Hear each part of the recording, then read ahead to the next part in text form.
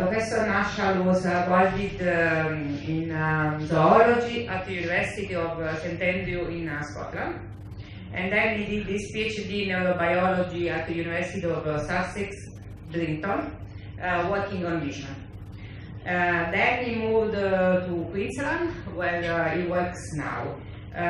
He's very interested in study how the animal perceive the environment, especially in marine environment. So the best way is to have to him. Thank you. Thank you. So I would like to speak without a microphone. So just to check, can everyone hear if I kind of shout a bit? Good. So it's a great pleasure to be here. Thank you very much for asking me. I've never been here before, and it's fantastic so far. It seems like you all do very interesting research, so I'll be interested to learn more throughout the day. Just to introduce myself, that's me, Justin Marshall. I work in a strange place, the Queensland Brain Institute. So I'm actually a neuroscientist but work in the ocean. So my interests are very much to do with how animals perceive their environment. I work on vision and brains and a number of animals. And you can see a couple of those animals here. Here is a mantis shrimp catching a reef fish. So I work on both those animals, and you'll learn, I hope, more about those as we go through the talk. So I'm going to talk about vision in the ocean and a very much a comparative approach, looking at different sorts of animals. So here are some of the animals that I'm lucky enough to work with. This is a mantis shrimp, a Stomata Pod. We also work with sharks, manta rays, mobulids, fruit bats, birds of paradise, turtles, cephalopods, and deep sea fish. So I'm not very good at one thing, I'm quite good at a number of things. It's a sort of, spread your knowledge base. I also run a citizen science project, which is called Coral Watch, in which I try to raise awareness with the general population about what's happening to the reefs. I'm sure I don't need to tell you what's happening to reefs worldwide, because as marine-based scientists you will know, but just to give you the nasty fact up front, we will not have reefs in 40 years' time. They will be gone. The Great Barrier Reef, in the last 2 years, lost 50% of its coral cover. That was on top of a 50% before that. So it's down to 25 or 30% what it used to be. As a neuroscientist working in the ocean, I can't ignore that fact. So I'm now working very hard to help people understand what to do and how to make it better. So as we go through the talk and concentrate on what I hope you agree are the wonderful animals, also think about how we can, as scientists, help to engage the population, because I think this sort of engagement of everyone out there is really important, and we tend to sit in buildings like this and talk amongst ourselves and say how awful it is that everything's disappearing, and then go home and do nothing about it. So my challenge for everyone in this audience is, at the end of today, not particularly inspired by me, but go home and actually do something. Don't go home and think, oh, that was interesting, and yes, I know, and actually do something positive about encouraging people to think about the ocean. So I am a comparative visual ecologist. I work on eyeballs, and here are some of the eyeballs that I've worked on. This is a mantis shrimp. That's a mantis shrimp.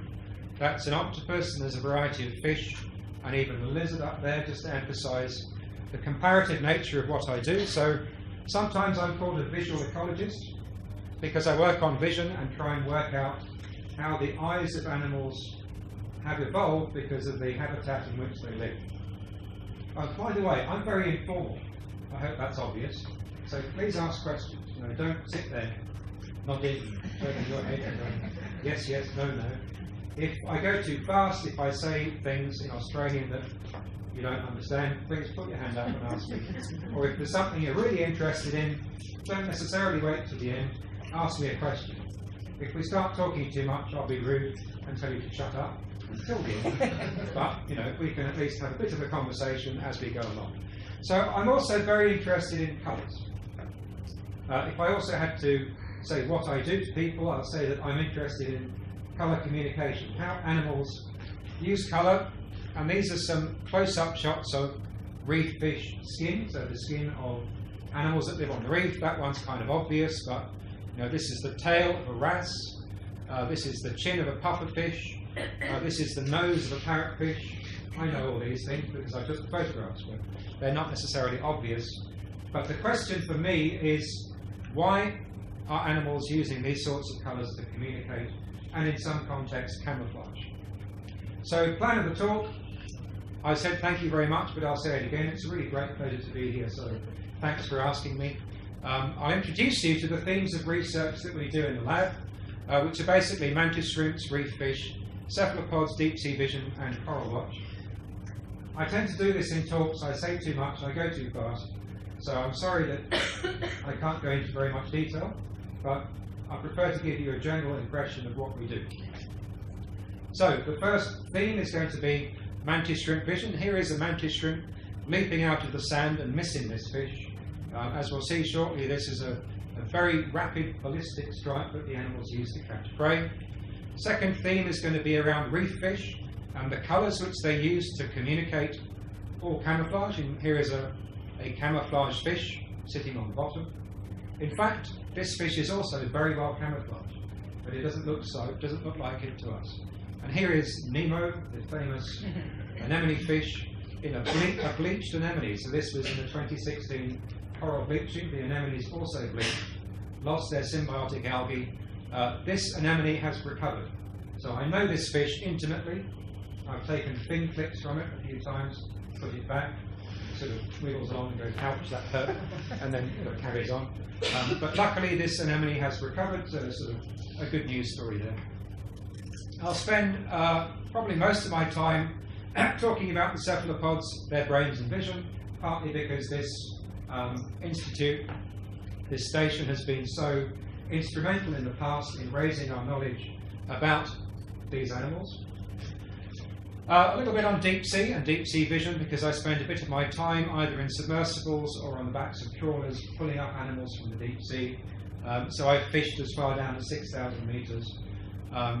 This is a mesopelagic net that only goes down to 3,000 metres.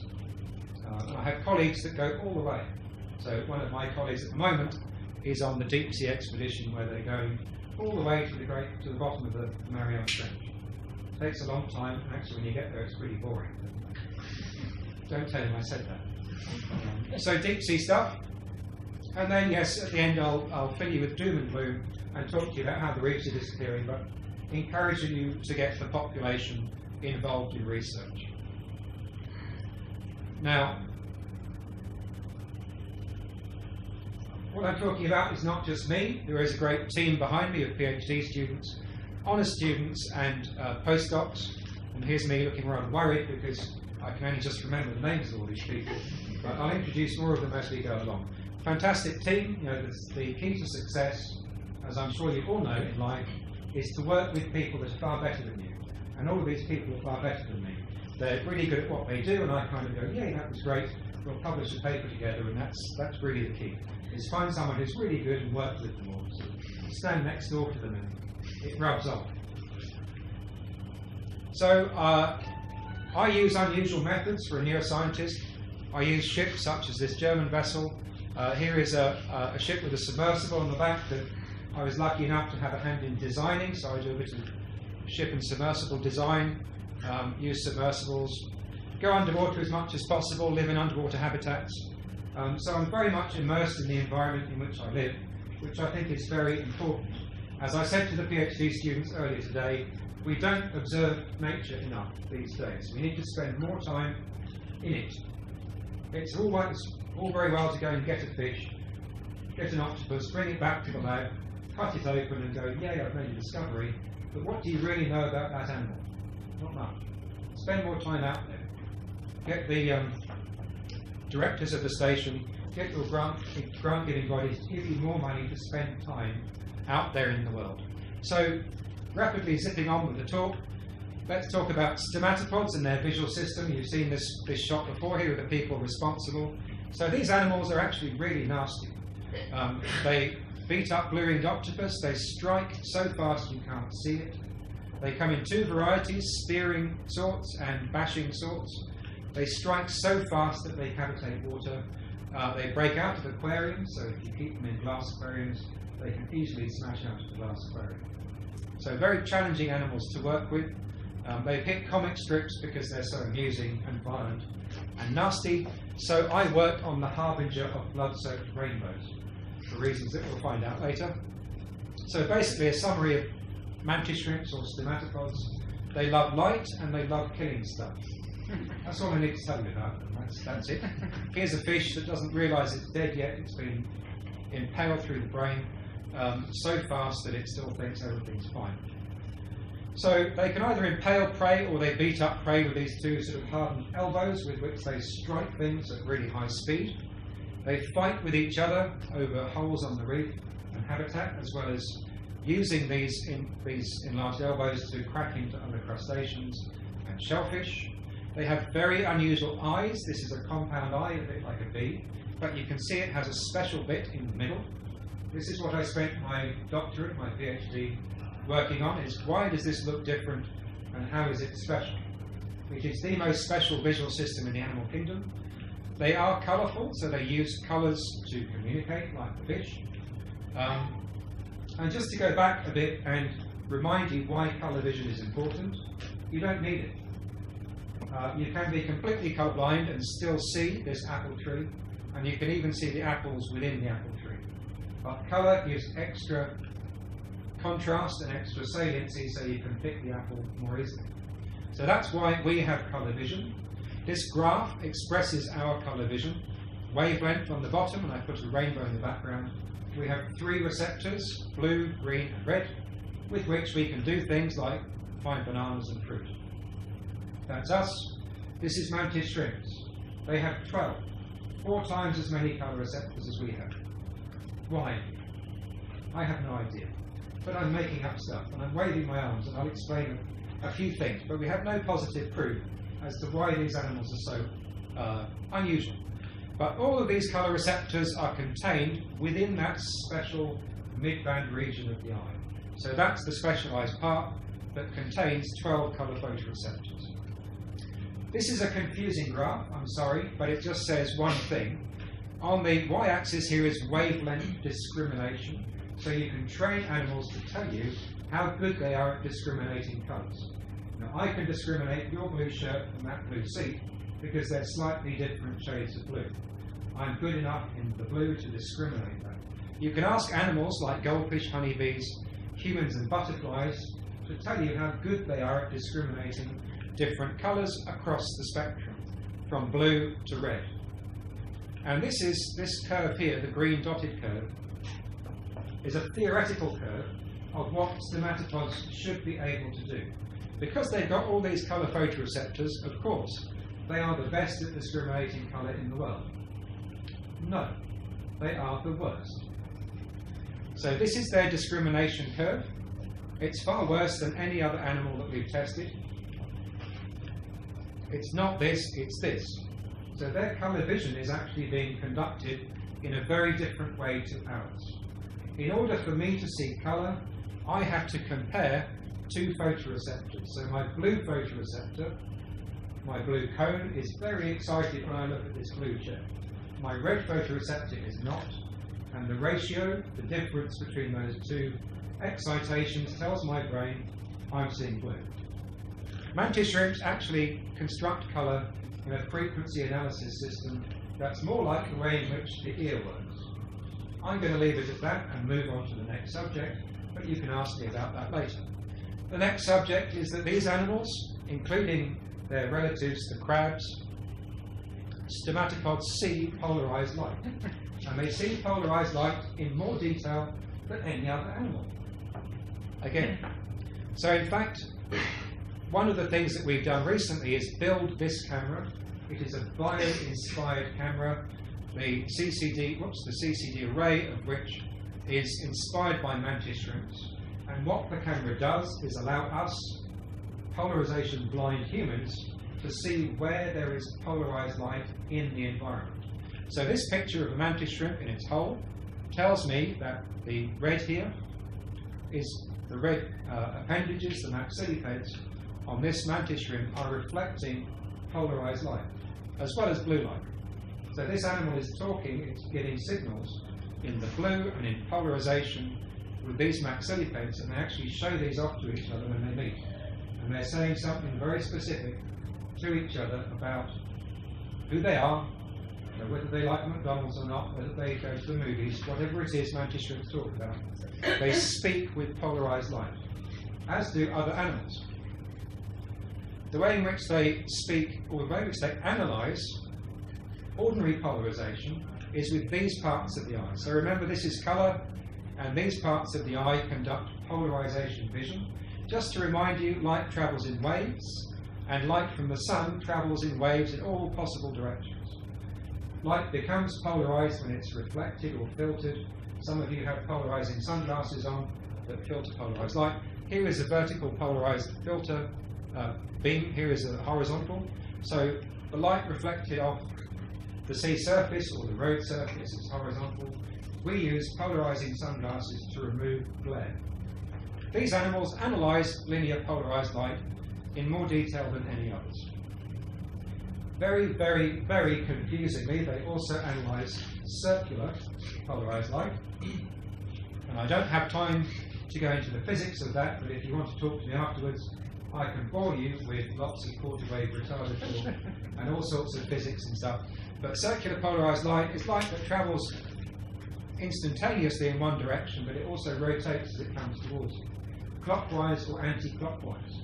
We didn't know that animals did this, but as physicists and humans, we've been using circular polarized light for a long time. And the animals, the mantis shrimps, these are the photoreceptors in longitudinal section, have a special photoreceptor that turns circular light into linear so they can see it. And it turns out, why do they do this? It's all to do with sex. It's all to do with mating displays, because the males reflect circular polarization on their tails, which the ladies like for some reason. Again, we're not quite sure why the ladies like this, but as humans, we're often confused about, as a human male, I'm often confused about why ladies like certain things and don't like other things, and that's how you learn about life. And mantis shrimps learn about the ladies and the gentlemen by looking at differential reflections in polarization. So the take home here is that animals, such as mantis shrimps, but also other animals, use polarization to talk to each other. Now, luckily for me, we can then use their vision for areas of application. So, via inspiration of camera design, their circular polarization vision also enables us to encode data on CDs and DVDs better. Again, I'm just going to go through this really quickly and make a note and talk to me about it afterwards if you're interested. We can use mantis shrimp inspired cameras to detect cancer. So early detection of cancer, either on skin or at the moment my colleagues in the States are using a mouse model and basically sticking a camera up the mouse's bottom in order to look for colon cancer, because that's of great concern in countries such as America where they eat too much meat. And if you eat too much meat, then often you get colon cancer. Mantis shrimps can tell us where the cancerous cells are, because cancerous cells reflect polarized light differently to normal cells. Another area of application is a project called Prawns or Shrimps in Space, where I've convinced satellite engineers over a number of years that these animals have a better way of seeing the planet than do satellites, because in fact their eyes scan over the world, they move over the world in exactly the same way as a satellite moves over the Earth.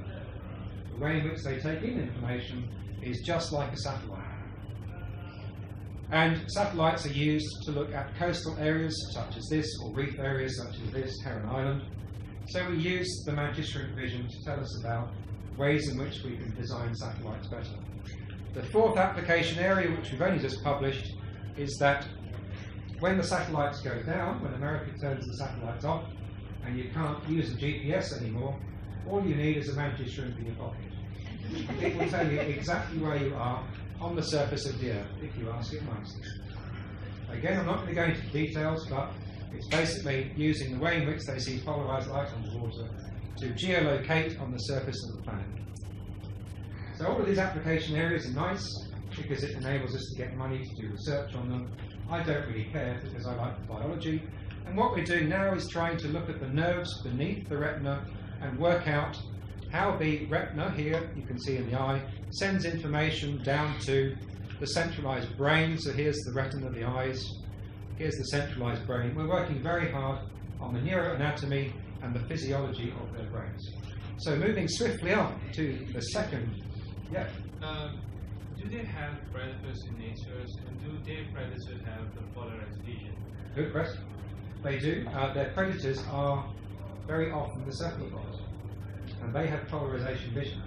And I'll say something about that shortly. So hold that question, but yes, they do. And there's probably an arms race that has been going on between Stomata Pods and Cephalopods for 400 million years. So they've tuned their polarization vision, and that may be one reason why Stomata Pods have circular polarization reflection, so the cephalopods can't see that. So it's a good way of private communication in a waveband that your predators can't see. But yes, we'll get into that a little bit more after I've whipped through the reef fish. So reef fish vision. We ask questions about colours for communication and colours for camouflage. Here's the happy team of people working on reef fish vision. We measure the colours of fish, so these curves are now not sensitivity, but the reflections of these various fish. We're interested in colours for communication, colours for camouflage, so here's a variety of camouflage strategies of fish. One of the things that we realise in doing this is that fish see the world very differently to us. These are the spectral sensitivities of this fish, a little damselfish. It sees in the ultraviolet, part of the spectrum that we don't see at all. Down here, here's the rainbow again for us. Here's our sensitivities from blue through to red. These guys see in the UV. Why? Because they talk to each other in ultraviolet. So if you look at this picture of damselfish in human black and white, if you like, and here are the human spectral sensitivities. Now look at that fish in damselfish, where the added contrast here is because of the ultraviolet sensitivity of this fish. So this photograph is taken with a UV sensitive camera that sees the contrast in this fish that we cannot see. So again, these animals are using a means of communication that big animals such as ourselves, and in fact big predators such as the big fish in the ocean, also can't see these contrasts. So they're using a private communication channel to talk to each other that is invisible to animals such as ourselves, or barracuda, or other big predatory things. One of the things we're doing with reef fish at the moment is training them to do a colour vision test. Have you all done this at the eye doctor? It's the Ishihara colour vision test. They ask you to spot a number or a word, and we ask the fish to spot a simpler task, which is a single coloured dot in the midst of others, under which we place food. They can peck through the paper, get the food. So that tells us what sort of colour vision the animal has, and we can plot that in an animal colour space. We also get the animals to show us that they suffer from illusions. So this is an illusion. What colour is that square? Brown. Brown. What colour is that square? Orangey yellow. In fact, they're both the same colour. They're both brown. If you put a mask over, you can see that this is an illusion. You appear to be orange because it's in the shade. And our colour vision system makes our brain think it's orange, whereas in fact it's brown. So what we do with the fish is ask them to do the same slightly modified test. We have trained this fish to peck at an orange spot and get food. It looks at this and goes, whoa, is there an orange spot there? No, this and this are the same colour. We ask it, does it suffer from the same illusion? And yes, it does. So it pecks the orange spot and then gets a food reward. And that's very interesting from a psychophysical point of view, because psychophysicists will tell you that illusions are a top-down phenomenon where the big cerebral cortex in our brain is setting up the illusion. Fish don't have a big cerebral cortex, so the illusion is probably set up within the retina. Maybe it is in us too. My cognitive colleagues are very challenged by this. So it's an interesting way of dissecting colour vision in fish. The other thing we do is dissect colour vision in fish with molecular mechanisms and mapping the retina. I'm going through this very quickly, I'm sorry, but we look at the opsins, the visual pigments of a variety of reef fish, where they lie within the retinas of reef fish. We've also recently published this in Science, which is looking at the retinas of deep sea fish, because, of course, deep sea fish only have a single visual pigment with which to see blue, because they live in a very blue world. They have blue bioluminescence to look at. They need one visual pigment, except for this bloody fish that has 40. So this fish has 40 visual pigments, or it's close. This one doesn't actually. It's directness which has 40, but there are 3 different deep sea fish that have multiple visual pigments, which is really weird because they don't need them. And don't ask me why, because you don't know. I can make up a bunch of ideas, but we really don't know. So there's a mystery. But as soon as you start looking at the molecular side of vision, you come up with a whole bunch of really interesting things that you have to then work through. And we do that with reef fish, deep sea fish, anything we can get our hands on. So what about the cephalopods and this third theme in the lab? We spend a lot of time working on octopus, squid and cuttlefish. In particular with this gentleman, Wen-Sung Chung. He's an astonishingly good Taiwanese scientist. During his PhD, he wrote an entire guidebook with his previous mentor on the cephalopods of Taiwan. A 500-page guidebook in Mandarin and English, and did his PhD too. Who would do that? So that's a challenge for all you PhD students. You've all got to write a book each on whatever it is that you're working on. He's very good. He does a lot of this work that I'm going to describe. He's got an amazing knowledge set in terms of the cephalopods and their natural history. He's works on aquaculture, all sorts of things. And I also have 2 PhD students, which I haven't put their names there, but Italy and Mexico. So this is an Italian PhD student, Gabriella, who works with me. This is a Mexican PhD student, Alejandra. And essentially, Wen-Sung at the moment is looking at squid brain, octopus brain, and cuttlefish brain. So that's how we divide up the work on these amazing animals. And you may recognize this painting because it's from here. Just to show you this video from Roger Hanlon, which I'm sure you've all seen. Right at the back. Where's the who hasn't seen this? Everyone's seen it, yeah. But it's pretty amazing. Now, where is the octopus? Where's the octopus? Woo! There it is. Yeah.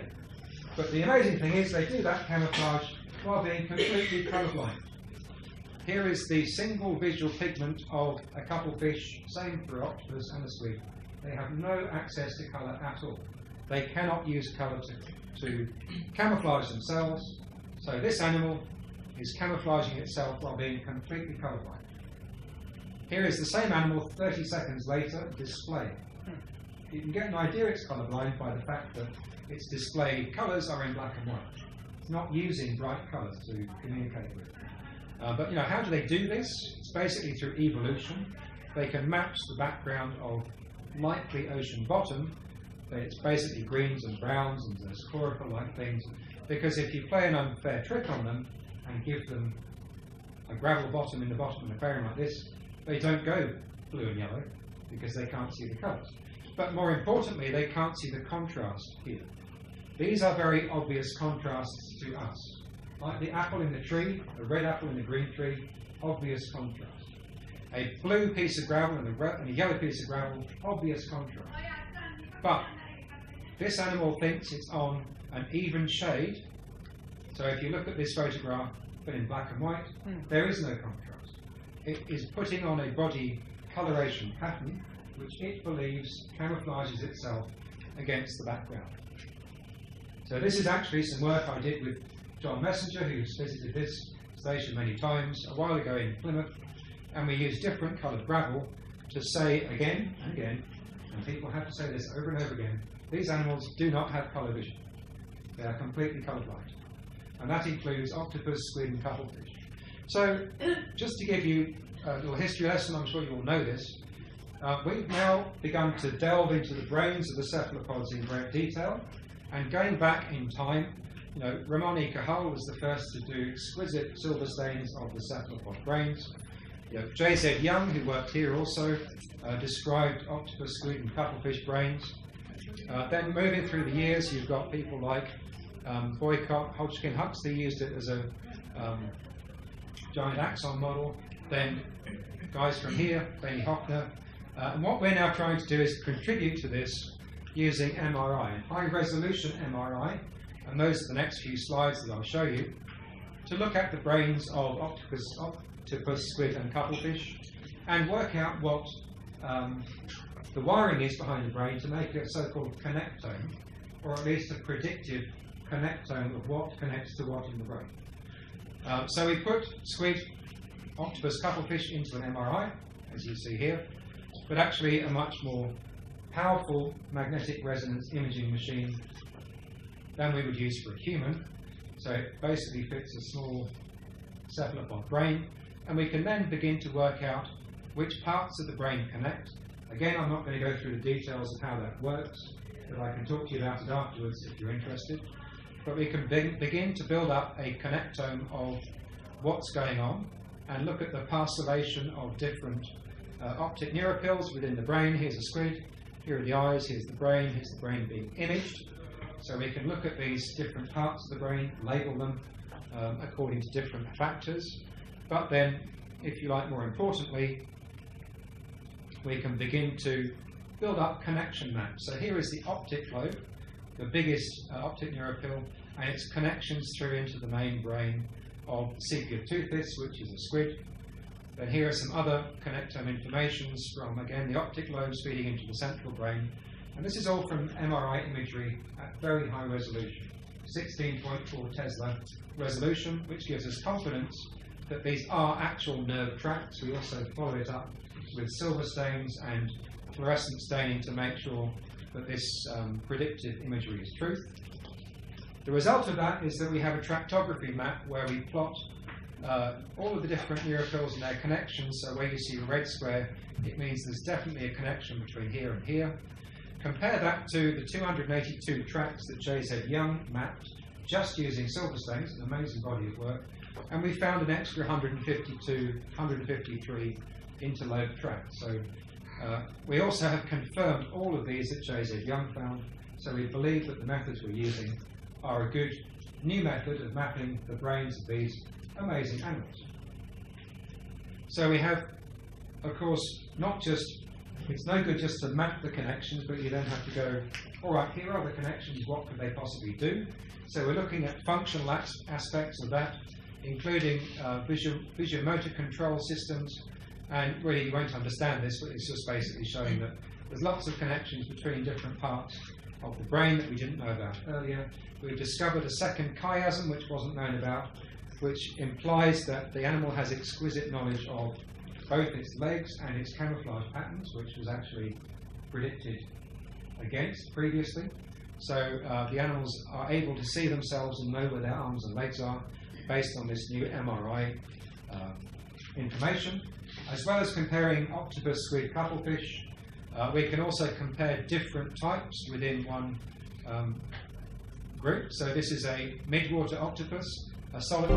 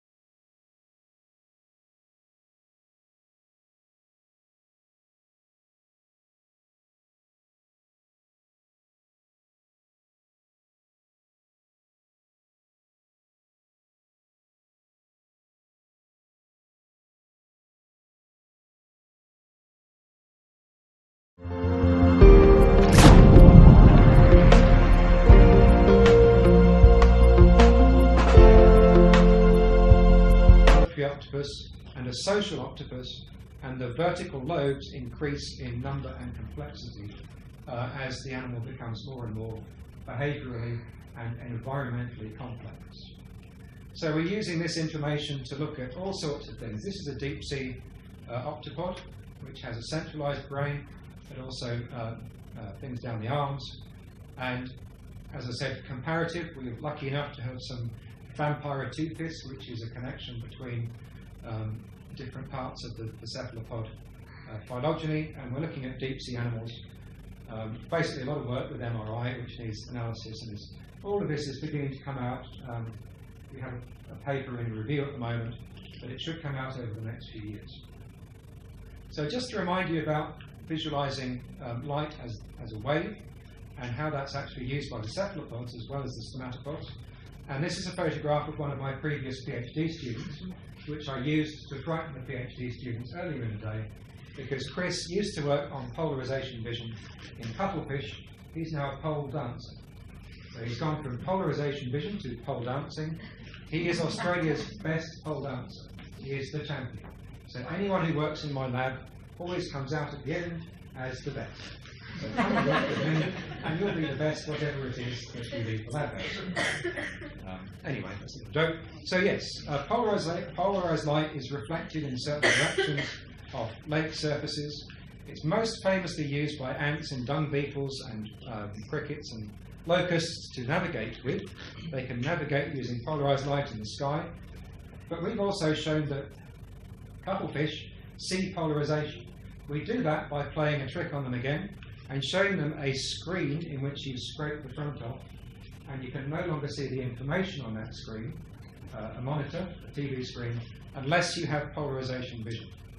And if I can go back and show you this again, hopefully. This animal is responding, or it responded to a stimulus on the screen because it saw that stimulus. We can't see when we provide the stimulus, but the cuttlefish can. And again, the reason for that is that cuttlefish communicate to each other. And here again is an image from our bio-inspired camera showing that cuttlefish use polarized reflecting streaks or stripes on their arms to talk to each other. So they're actually using polarization like mantis shrimps to talk. Going through this very quickly, I'm sorry, but basically giving you an idea of what goes on. Cuttlefish, cephalopods talk to each other in polarization. So to get back to your question, yes, there's probably an arms race, because certainly mantis shrimps are eaten by octopus, cuttlefish. In fact, octopus innately know how to deal with the mantis shrimp. If an octopus finds a crab, it will leap on top of it and bite through the shell. If it finds a stomatopod, it sort of creeps up to it slowly, very cautiously, then lays one arm on top of the stomatopod, sucks onto it, holds it in the air while the stomatopod gets wild, trying to fight, exhausts itself, then the octopus goes, now you're exhausted, I'm not going to get damaged, and fight through the carapace. So definitely an arms race there. Alright, whipping quickly on to talk about deep sea vision. Here I am fishing at the back of a German trawler and using submersibles to look at amazing animals in the deep. I won't show you that just shows lots of animals in the deep. I'll show you this though, which is, we were lucky enough to get the first ever footage of the giant squid in its natural habitat using a camera that I designed and a bioluminescent lure that a colleague of mine in the States designed. We stuck the camera down with a Japanese giant squid expert and saw the kraken, this animal that's supposed to pull ships down, for the first time in its natural habitat, and filmed it. This is in red light, so the animal can't actually see anything other than the little flashes from this blue bioluminescence imitator. So we work a lot on deep sea animals, not just the cephalopods, but here is the amazing directness with its 40 visual pigments. Why? It does have an unusual retina. We plot the visual ecology of deep sea fish. This is a myctophid, and we look at where the animals are looking in the world, because different myctophids, some of them look up, some of them look forwards, and they have bioluminescent lures and headlights in order to enable to do that. So these are retinal maps of where the retina, where the eye is looking. Some of them look outwards.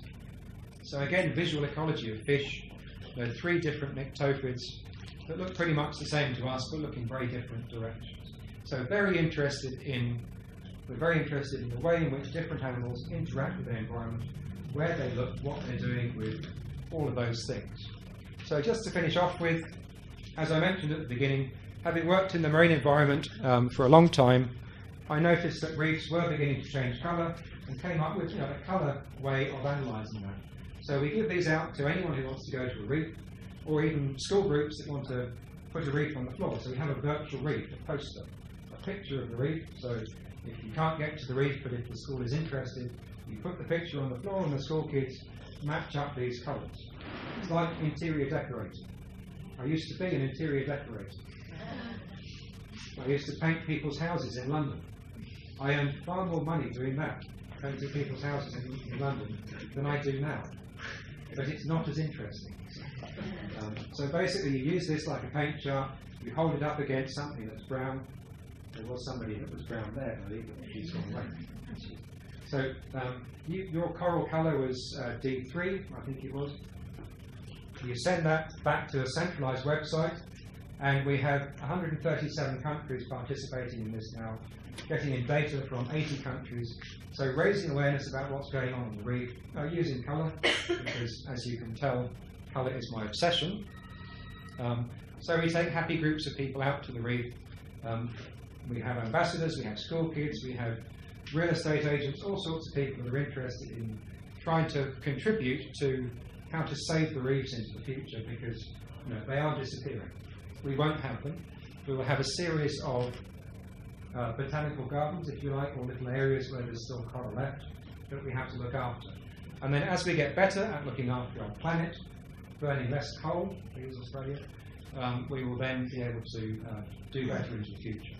So this project, using this piece of plastic, is encouraging people to think about the environment, as well as giving us data. It's very useful for us scientists to get the data as well, but as a coral reef scientist, I already know what's happening, so while it's nice to have that data coming in, it's also good to allow people to think about what they're doing. So, as I mentioned, here's the depressing facts. This is the Great Barrier Reef along the coast of Queensland, where I live. I live about there. I go up to the reef. I'll be going up there in about 2 weeks' time. Just to give you the size laid against Europe, that's where we are now. That's the Great Barrier Reef, the size of it. And yeah, in the last 2 years, we lost half of that. So a huge area of the reef just lost all its coral cover because of this bleaching problem, where coral turns white because it loses its symbiotic algae. It looks very pretty for about a week, and then it either recovers or it dies. And if it dies, it grows macroalgae seaweed on top and can't grow back again. So with this project, we're reaching out to the world, trying to help people understand. If you go to the website, we have a lot of teaching materials and books and ways in which we can, you can buy these things. They're pretty cheap. So write to us. Anyone in this room, if you write to me after this and say, I would like some coral watch stuff free, because I had to sit through your talk for an hour, you can have it free. So you've earned your book, or you've earned your cards or whatever. So feel free to email me and I'll give it to you free. But we're reaching out into the community because, as I said at the beginning, without an awareness of what we're doing, as scientists, we should be handing on the ideas of stewardship. Here are the things I haven't had time to talk about. We work on sharks, fruit bats, turtles, manta rays, mobulids, and birds. And here are the happy people that go around the world collecting these animals and poking their eyes out for science and looking at the various aspects of their vision. Actually, we're working on smell in sharks, so we work on olfaction in sharks as well as the vision of sharks.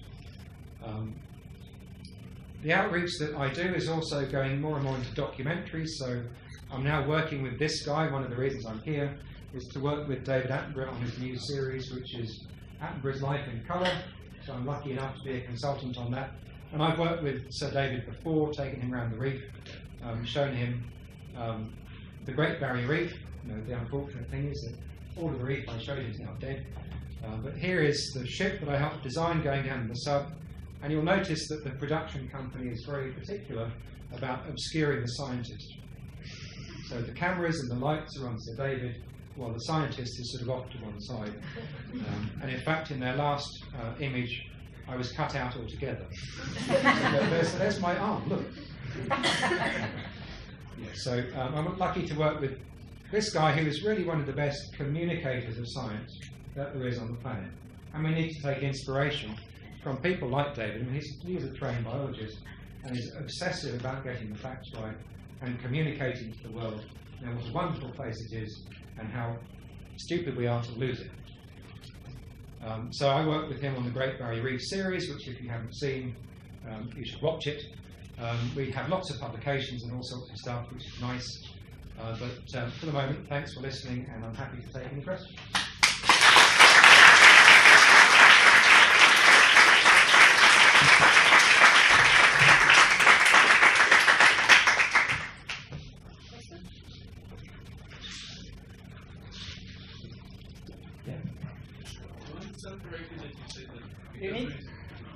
I'll repeat because the there is question. no television in the waterfalls and so on.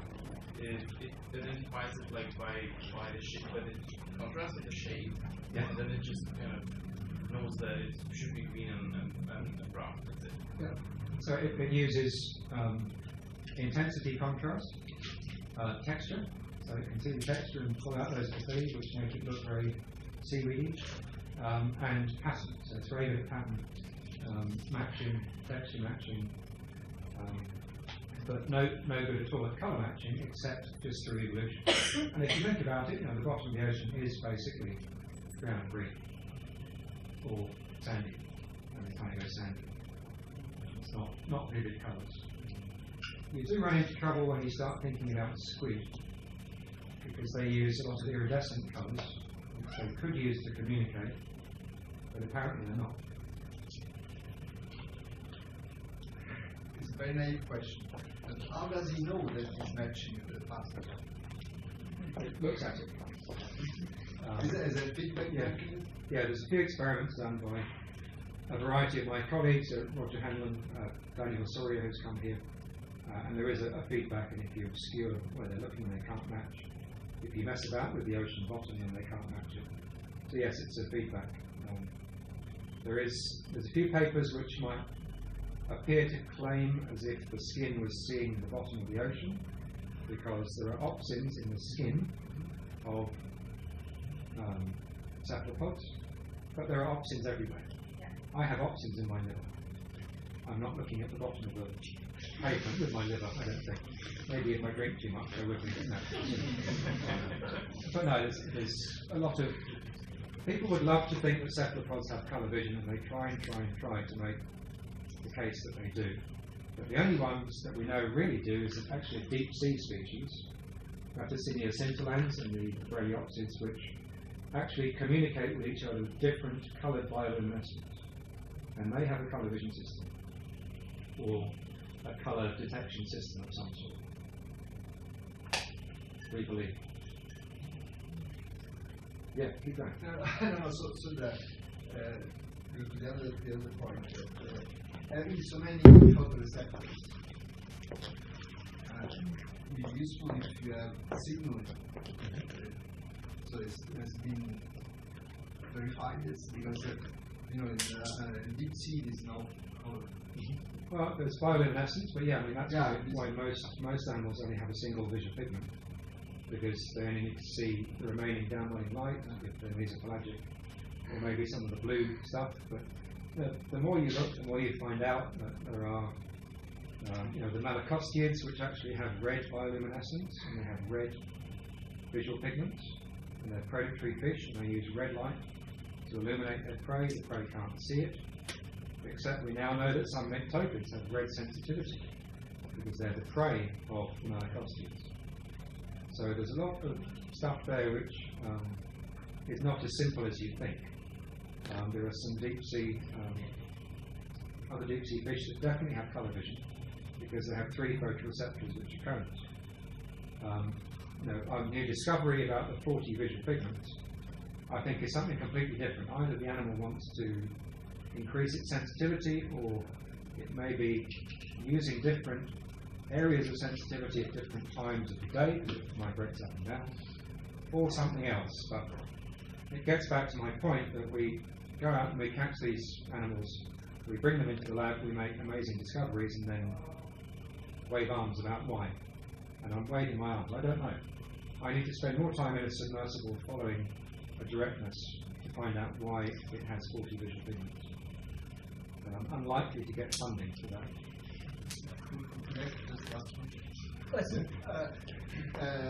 And how do they tune which chromophore? How the tuning of the wavelength is to realize the chromophore and protein? In a mantis shrimp? In the fishes. Yeah, so the surprise there is it's all rhodopsin, it's RH1 and A1. But they just tune backwards and forwards. So it's not even a cone visual pigment, it's a rod visual pigment, of which there are 14. So it's a stupid fish. It needs to be thrown as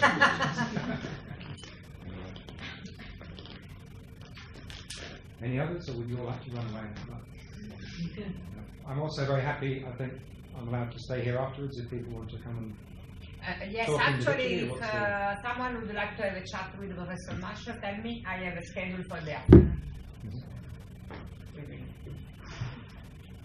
Any other general questions? All good?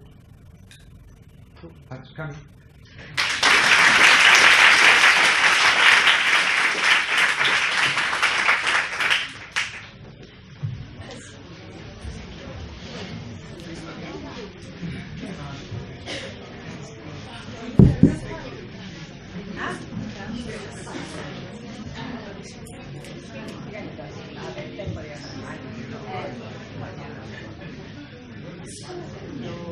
Go for lunch now? Sounds good.